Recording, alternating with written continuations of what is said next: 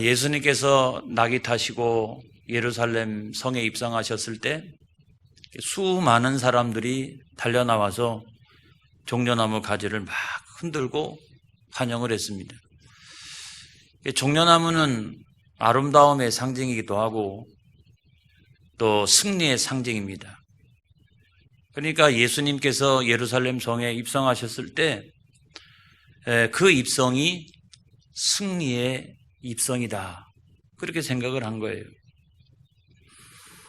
사람들이 열렬히 환영을 했습니다.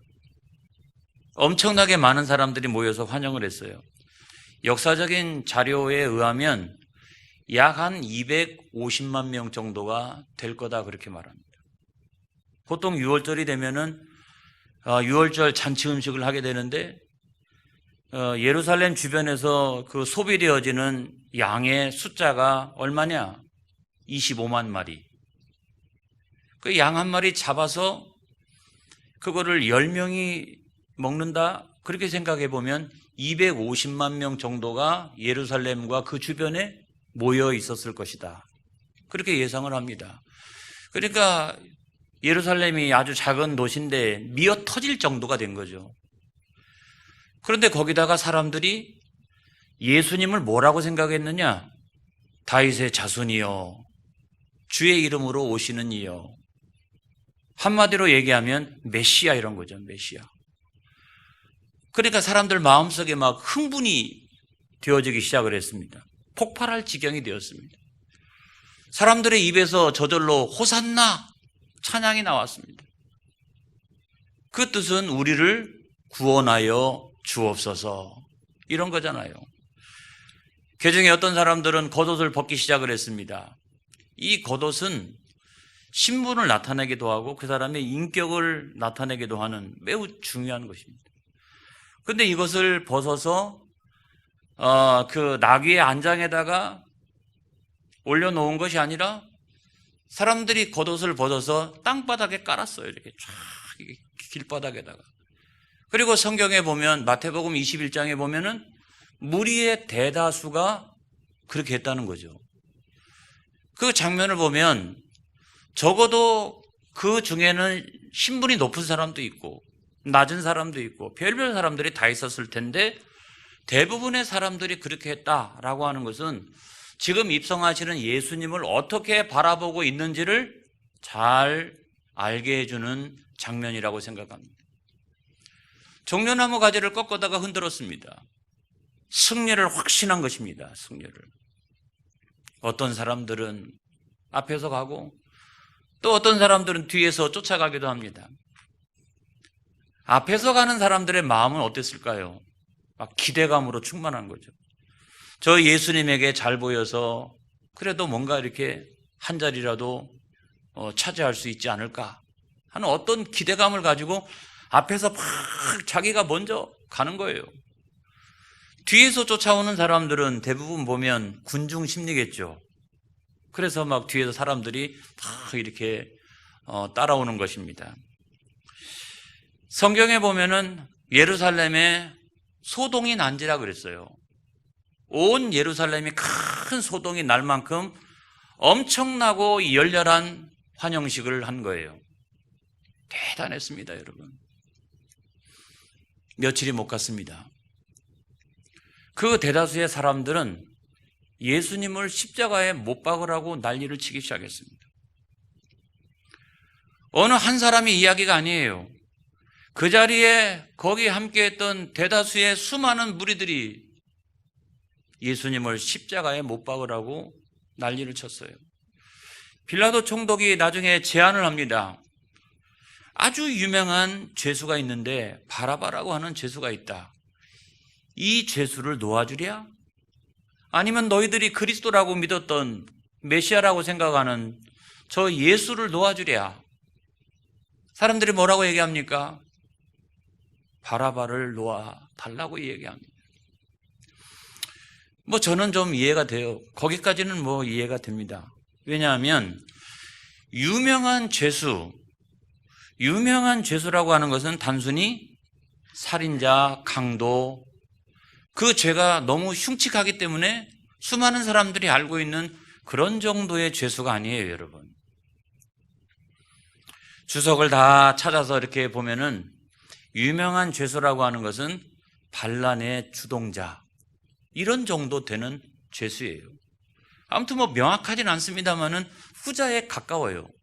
그래서 예수님 좌우편에 있었던 강도도 우리가 성경에 보면 단순히 강도라고 나와 있지만 예수님과 같은 급에서 좌우에 달릴 정도가 되면 이거 단순히 강도, 단순히 살인자 이런 사람들을 그 급의 반열로 놓고서 십자가에 달지 않는다는 겁니다. 그렇다라고 생각해 보면 바라바는 반란의 한 주동자 정도 되는 사람이고, 유대인들의 입장에서 생각해 보면 그 바라바를 놓아달라고 이야기할 법하다 하는 생각이 듭니다. 여기까지는 좋아요. 빌라도가 두 번째 이야기를 합니다. 이 예수를 어떻게 하랴? 그러면 남은 이 예수를 어떻게 하면 좋겠느냐? 그때 처음으로 무슨 얘기가 나오냐면 십자가에 못 박으라고 하는 얘기가 군중들 무리 속에서 터져 나오기 시작합니다. 이 총독도 잘 알고 있습니다. 십자가라고 하는 것은 아주 무거운 형벌이기 때문에 웬만한 잡범들을 다는 게 아니에요. 그리고 그 근거가 명확히 있어야 됩니다. 그래서 빌라도가 세 번째 질문을 해요. 이 예수가 무슨 악한 일을 했느냐? 그랬더니 뭐 선은 이렇고 후는 이렇고 뭐 죄명은 이렇고 그런 것들을 쭉 이야기하는 게 아니라 군중들이 그냥 못 박으라는 거예요. 난리를 치기 시작합니다. 난리를 치기 시작해요. 웅성웅성 되어지고, 그러니까 하다못해 나중에 빌라도가 손을 씻으면서 뭐라고 이야기하냐면 나는 죄가 없도다. 너희가 당하라 그럽니다. 너희가 죄값을 당하라는 거예요. 그 이야기를 듣고서 무리들이 아주 무시무시한 얘기를 해요. 우리가 평생에 해서는 안 될 그런 이야기를 합니다. 우리와 우리의 자손에게 돌릴지어다. 그 죄값을 우리와 우리의 자손들에게 돌릴지어다 그래요. 뭐 명확한 것은 아닙니다만은 그로부터 시작해서 이스라엘 민족이 한 2000년 동안 나라도 없이 전 세계를 유리하면서 방황하면서 많은 핍박을 받게 됩니다.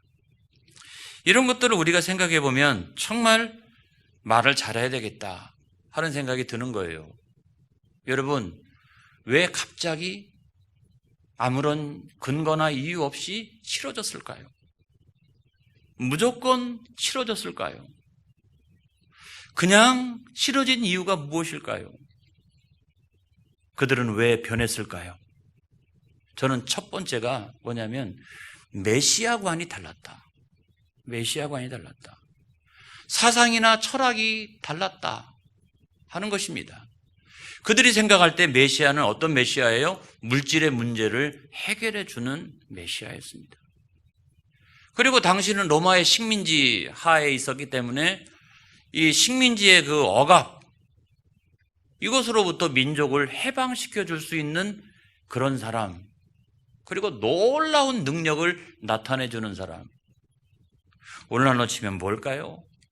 세계적인 기업가, 그죠?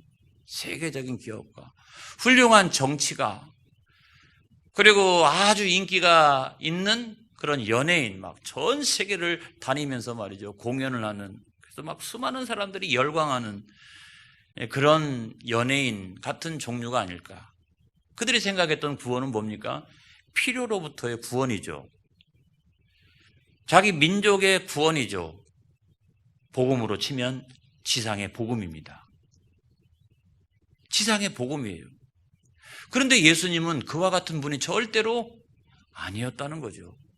예수님께서 그들의 어떤 필요라든가 이런 것들을 중요하지 않게 여기셨는가? 그러지 않습니다, 여러분.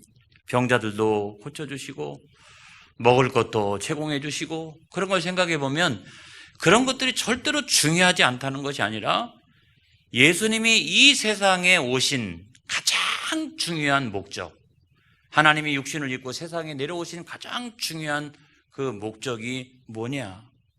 그거는 인간을 억압하고 질고에 빠뜨리고 가난하게 하고 질병에 걸리게 하고 온갖 인간이 당하고 있는 이 고통의 근원이 죄 문제라는 거예요. 그 죄 문제를 해결하기 위하여 예수님께서 오신 거예요. 예수님의 구원은 그 죄로부터의 구원이에요. 그 근본적인 근본 모순, 그죠? 그 근본 모순으로부터의 어떤 구원 이런 거예요. 그것뿐만 아니라 육의 구원, 또 영의 구원. 할렐루야. 그래서 예수님의 구원을 우리가 뭐라고 얘기하느냐? 전인적인 구원이라고 말합니다. 단순히 육신의 구원이 아니라 영적인 구원, 그 복음을 뭐라고 말하느냐? 천국 복음이라고 말하는 거예요. 단순히 육신의 구원만이라고 여긴다면 이 세상에 있는 모든 이단과 사이비들처럼 지상의 복음, 계속 지상의 복음, 그걸 갖고 사기치고. 그런데 예수님의 복음은 육신의 구원뿐만 아니라 영혼의 구원까지, 그 영원한 시간 동안의 구원까지. 그래서 예수님의 구원은 천국 복음인 줄로 믿습니다. 여기에 근본적인 차이가 발생한 거예요. 사상의 차이, 철학의 차이, 신앙관의 차이, 이 차이가 딱 발생한 거예요. 그런데 예수님이 자기들이 원하는 대로 갔으면 참 좋으련만, 그게 아니라 예수님은 묵묵히도 당신이 걸어가실 길을 향하여 걸어가시는 거예요. 자기들이 그 예수님을 예루살렘 성에 입성했을 때 어떤 기대를 가지고 있었어요? 그런데 자꾸 예수님이 그 기대를 실망시키는 거예요. 이렇게. 그러니까 알 수 없는 그 미움이 내 마음속에 생기기 시작하고 어느 순간이 되니까 그냥 싫어요. 이유도 없이 싫어요. 그리고 십자가에 못 박았으면 좋겠다. 어떻게 생각해 보면 그 실망감이 배신감으로 연결되어진 것입니다. 그런 마음이 그들 속에 있었던 거예요. 여러분, 이 세상에 세계적인 기업가는 많이 있습니다. 아주 훌륭한 정치가는 얼마나 많이 있나요? 뿐만 아니라 막 능력을 나타내고 인기를 끌고 있는 그런 사람들은 또 세상에 얼마나 많이 있습니까? 그런 사람들을 다 우리가 합쳐 놓아도 그 사람들이 가지고 있는 여러 가지 재능들을 다 모아놓는다 할지라도 인류가 가지고 있는 이 근본 모순, 죄의 문제를 해결할 수 있느냐? 안 되잖아요. 죄로부터 구원 가능한가? 영육간의 구원 가능한가? 가능하지 않잖아요. 그거를 가능하게 하시는 분은 오직 예수님이신 줄로 믿습니다. 그 예수님의 십자가의 공로와 그 능력이 아니고서는 절대로 인류는 그 죄의 문제를 해결할 수가 없어요. 예수님은 이것을 위해서 이 세상 가운데 오셨다는 사실을 여러분 믿으시기를 바랍니다. 두 번째로 보면은 마귀의 시험이죠. 어느 날 갑자기 왜 싫어졌을까? 그냥 아무런 이유도 없이 싫어진 이유가 무엇일까? 여러분, 마귀의 시험이기 때문에 그렇다는 거예요. 예수님은요, 공생애를 시작하시면서 이런 종류의 시험을 철저하게 받으신 분입니다. 요단강에서 세례 요한으로부터 세례를 받으시고 성령이 충만했잖아요. 광야에 나오셔서 40일 동안 이제 금식기도 하시는데 그 40일간을 성령님이 이끌어 주세요. 그러니까 얼마나 성령이 충만해요. 원래도 성령이 충만했는데 그 40일 동안에도 성령이 이끌어 주시니까 성령이 충만한 그와 같은 상태였잖아요. 그리고 40일 동안 금식 기도를 합니다. 얼마나 열심히 기도했는지 알 수가 없어요. 그리고 하나님의 말씀을 늘 묵상하고 있었습니다. 그런데 그런 상태였는데도 마귀가 찾아와서 시험을 합니다. 40일째 되던 날 마귀가 찾아와서 시험을 합니다. 그러니까 마귀의 첫 번째 시험이 위력을 나타낸 이유가 뭐냐면 그 시험받은 40일 동안의 금식 기도의 첫 시간 동안 마귀가 찾아온 게 아니고 그 40일 금식 기도를 마치는 날 마귀가 찾아온 것이기 때문에 이 첫 번째 시험이 위력을 발휘한 거예요. 그 시험은 뭐냐? 물질적인 시험이죠. 인간의 이 생존 욕구, 이것에 대한 그런 시험이죠. 40일 동안 금식기도 하면 얼마나 배가 고픕니까? 그냥 생존 욕구가 내 육신 안에서 막 그냥 최대치로 올라올 그런 순간 아니겠습니까?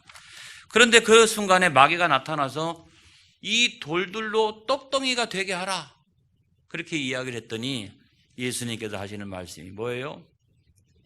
4절의 말씀에 보면 예수께서 대답하시되 기록된 바 사람이 떡으로만 살 것이 아니라 하였느니라 그러죠.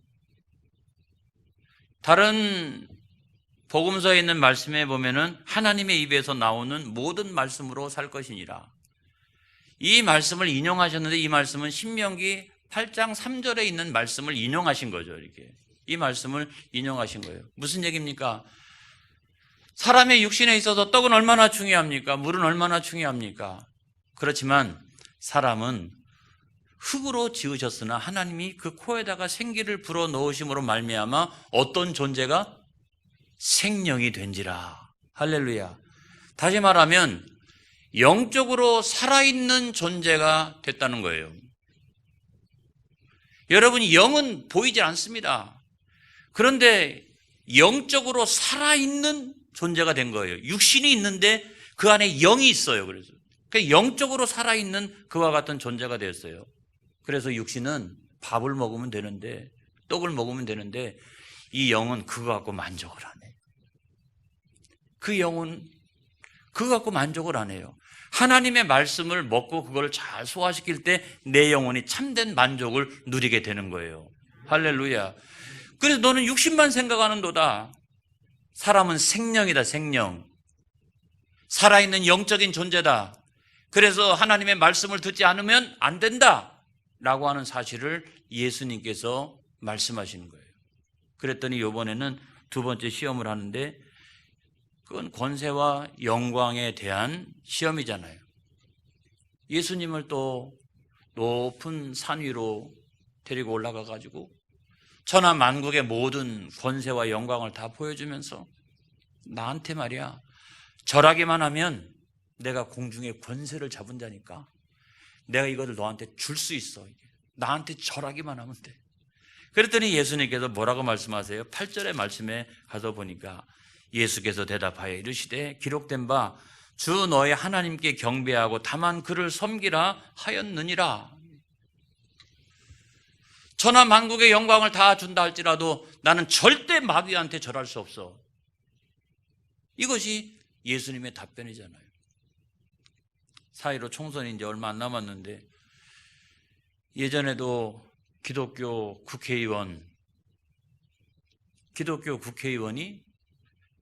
이단이나 또 사이비 무슨 집회 같은 데 가가지고 축사하는 사람들이 있었어요. 왜 그랬습니까? 그 이유는 딱 한 가지죠. 표를 얻기 위하여. 그 표를 얻을 수만 있다면, 그 권세를 내가 얻을 수만 있다면 마귀에게 절하는 행위도 서슴지 않았다는 것이죠. 정말 우리가 조심해야 될 일이라고 생각합니다. 예수님께서는 신명기 6장 13절의 말씀을 인용하셔서 이 말씀을 하신 거예요. 그랬더니 이번에는 마귀가 예수님을 데리고 또 성전 꼭대기 위에다가 세워놓고 난 다음에 뛰어내리라. 그러면 하나님이 천사들을 통해서 내 발이 다치지 않도록 그렇게 보호해 주지 않겠느냐. 이건 무슨 시험일까요? 많은 사람들이 인기와 인정에 대한 시험이다. 근데 조금 더 살펴보면 하나님의 능력에 대한 의심, 하나님의 능력에 대한 의심을 불러일으키는 그와 같은 시험이었습니다. 그런데 예수님께서 어떻게 승리하셨어요? 12절에 보니까 예수께서 대답하여 이르시되 주 너의 하나님을 시험하지 말라 하였느니라. 할렐루야. 하나님은 믿음의 대상이지 하나님은 시험의 대상이 결코 아니다. 우리가 살아가면서 이런 환경 만나고 저런 문제 만나고 여러 고통스러운 조건 가운데 처하게 될 때마다 마귀가 우리에게 찾아와서 너 하나님의 자녀 아니냐? 너 하나님의 딸 아니냐? 너 하나님의 아들 아니냐? 근데 하나님이 왜 너를 내버려 두느냐? 이렇게 하면서 하나님의 능력을 시험할 때가 많이 있어요. 여러분, 그럴 때마다 나사렛 예수 이름으로 명하노니 떠나갈지어다. 할렐루야. 그때마다 여러분 이겨야 되는 거예요. 이 세 가지 시험은 내가 하나님의 자녀라고 하는 것, 내가 하나님의 아들이라고 하는 것, 내가 하나님의 딸이라고 하는 것을 근본적으로 흔들어 놓는 아주 강력한 그와 같은 시험이에요, 여러분. 그러니까 사람이 변하는 거예요. 그런 시험을 몇 번 이렇게 연거푸 내가 받게 되면 사람은 변하기 시작합니다. 저는 이 장면을 보면서 사람이 왜 변하느냐? 첫 번째가 이런 시험을 당할 때마다 우리는 조금씩 변해간다. 물질의 시험, 의식주 문제 아닙니까? 인간의 가장 또 이렇게 중요한 문제 아니겠어요? 두 번째는 욕망의 문제 아닙니까? 명예라든지 또는 식욕이라든지 또는 어떤 정욕이라든지 이런 것들이 나를 내 삶을 근본적으로 흔들어 놓을 때가 있잖아요. 어떤 사람은요, 높은 자리에 올라갔다가 이것에 걸려가지고 단 한 방에 날아가는 그런 사람도 우리는 보게 됩니다. 세 번째는 의심이에요. 나에게 찾아온 수많은 문제들 가운데서 마귀가 찾아와서 하나님의 능력을 의심케 하는, 그러니까 자꾸 변화해지는 거예요. 나도 모르는 사이에 내가 변질되어져 가고 변심하고 그렇게 되어지는 거예요. 그런데 어떻게 하면 우리가 거기서 승리할 수 있느냐? 여러분, 오직 예수님께서 사용하셨던 그 방법을 사용하시기를 바랍니다. 첫 번째로는 성령이 충만해야 됩니다. 언제나 그 예수님은 성령님의 이끌림을 받으시고 성령으로 충만하셨어요. 금식 기도를 할 만큼 열심히 예수님은 기도하셨어요. 그래서 예수님이 기도하시는 장면은 복음서 안에 수도 없이 이렇게 많이 나오는 걸 볼 수가 있고, 이 근본적인 문제를 가지고 그 마귀가 시험을 할 때마다 세상적인 방법으로 그 문제를 해결하려고를 안 하셨어요. 예수님은 항상 기록하였으되 하나님의 말씀을 들이댔어요. 그렇죠? 하나님의 말씀을 평상시 묵상하고 그 하나님의 말씀을 외우고 있다가 그런 동일한 환경과 상황이 발생하게 되면 그 하나님의 말씀을 선포했다는 거죠. 할렐루야. 하나님의 말씀은 능력인 거예요. 말씀은 놀라운 역사를 일으킵니다, 여러분. 그래서 우리가 늘 하나님 말씀 묵상하고 그거를 암기하고 있고 그거를 필요할 때마다 선포하고 나갈 때마다 원수 마귀가 도망치는 거예요. 그런데 제가 세 번째로 느낀 건 뭐냐면, 그래도 조금 시간 지나면 시험이 또 찾아오더라. 제가 성경을 통해서 그걸 읽었어요. 여러분, 13절의 말씀에 보니까 마귀가 모든 시험을 다한 후에 얼마 동안 떠나니라 그랬어요. 얼마 동안 떠나니라 그랬어요. 그러니까 예수님이신데, 예수님이 성령 충만, 기도 충만, 말씀 충만하셔서 승리하셨는데 얼마 동안만 떠나갔다는 거예요. 얼마 동안만. 그러면 우리는 어떻겠어요? 우리가 일시적으로 성령 충만하고 말씀 충만하고 기도 충만해가지고 승리한다 할지라도 조금 시간이 지나고 나면 또 마귀가 여러 가지 다른 유형의 문제를 가지고 시험거리를 가지고 우리를 찾아온다는 거예요, 여러분. 그걸 우리가 늘 생각하고 있어야 돼요. 내가 신앙생활을 잘못해서 그런가? 내가 기도를 안 해서 그런가? 내가 말씀 생활을 잘 안 해서 그런가? 그러지 않아요. 내가 세게 신앙생활하고 내가 약하게 신앙생활해도 언제든지 찾아온다는 거예요. 찾아온다는 거예요. 유형을 달리해서 우리에게 찾아온다는 거예요. 그런데 중요한 것은 우리의 영적 태도를 명확하게 하고 있을 때 그때 승리한다는 거죠. 다음번에 찾아온다 할지라도 지금은 승리하잖아요. 지금은. 할렐루야. 또 찾아올 거니까 그냥 승리 안 할래, 이겁니까? 지금은 승리하고 또 찾아오면 또 승리하고 또 찾아오면 또 승리하고 해야 되는 거죠. 불안전한 세상 가운데서는 어쩔 수 없어요. 마귀가 얼마 동안 떠나니라. 그리고 또 찾아올 수 있다. 그러나 나의 영적인 태도를 명확하게 하는 일이 너무너무나 중요하다는 거예요. 그래서 마귀의 시험을 받고서 이 변질된 변심한 인생을 살 것인가, 오직 예수님의 방법으로 승리하는 인생을 살아갈 것인가, 이런 영적인 태도를 명확하게 하고 있으면 그 다음부터는요, 마귀가 역사한다 할지라도 별거 아니에요. 이길 수가 있어요. 인도에 아주 유명한 선다 싱이라고 하는 분이 있습니다. 이분은 그 선교를 많이 하시고 전도를 많이 하시는 분인데, 어느 날 이렇게 그 숲속에 들어가서 기도하기를 원하여서 기도를 하고 있는데 바위에 올라가 가지고 막 기도를 하는데 어떤 사람이 찾아왔어요. 그 숲속으로. 그런데 이렇게 보니까 광채도 나고 말이죠. 무슨 신의 종처럼 무슨 뭐 대단한 이렇게 모습이 보이는 거예요. 그런데 이 썬다싱은 영안이 열려 있었기 때문에 딱 보는데 뭐냐면 눈이 간교해. 벌써 눈이 간교하고 말하는 한마디 한마디가 거짓말로 가득 차 있어요.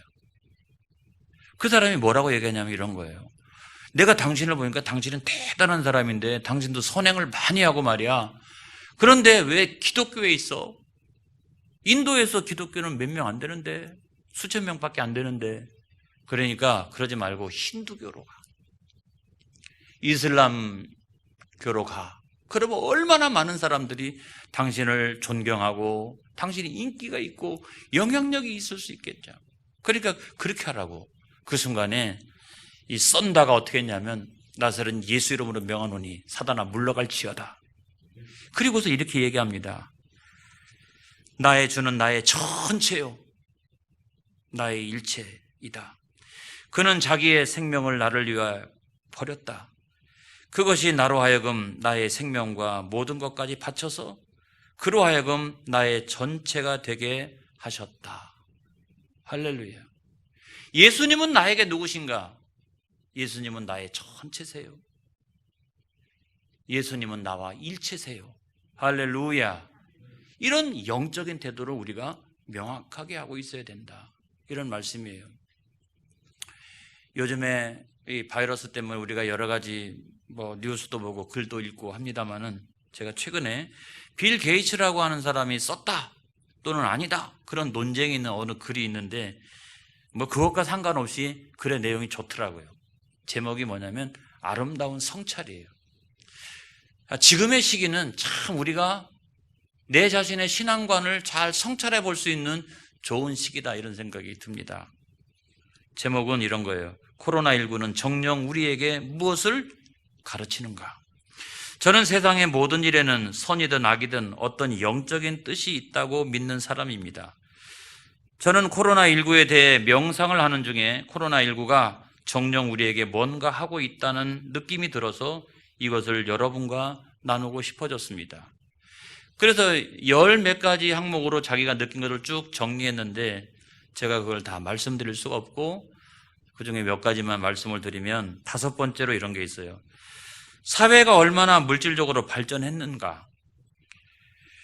어려운 시기에 필요한 것은 불필요할 정도로 가치를 부여해 왔던 사치품이 아니라 필수품들, 음식, 물, 약이라는 사실을 가르쳐 주었습니다. 그랬어요. 우리가 물질적인 풍요와 그 번영에도 돌이켜야 된다는 거예요. 그것이 적어도 우리의 생명과 큰 상관이 없다는 거예요. 그리고 여덟 번째, 우리의 자아를 점검하도록 상기시켜 줍니다.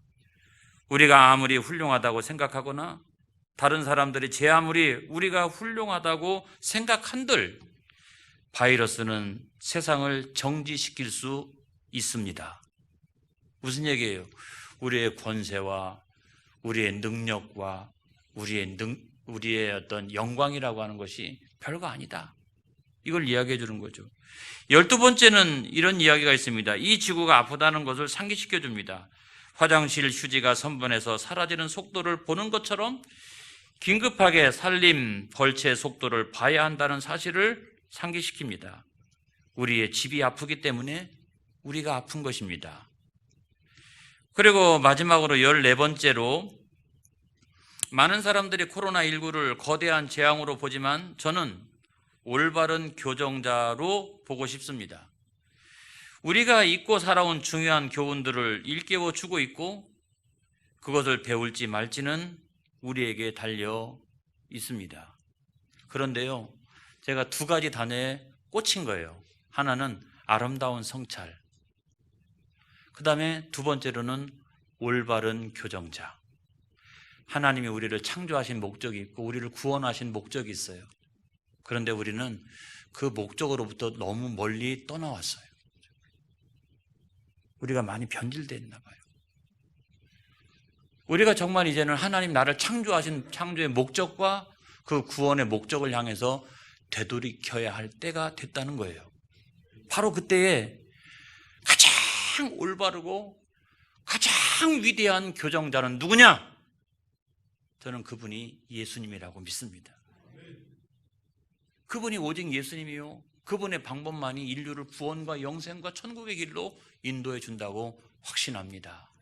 할렐루야. 기도하겠습니다.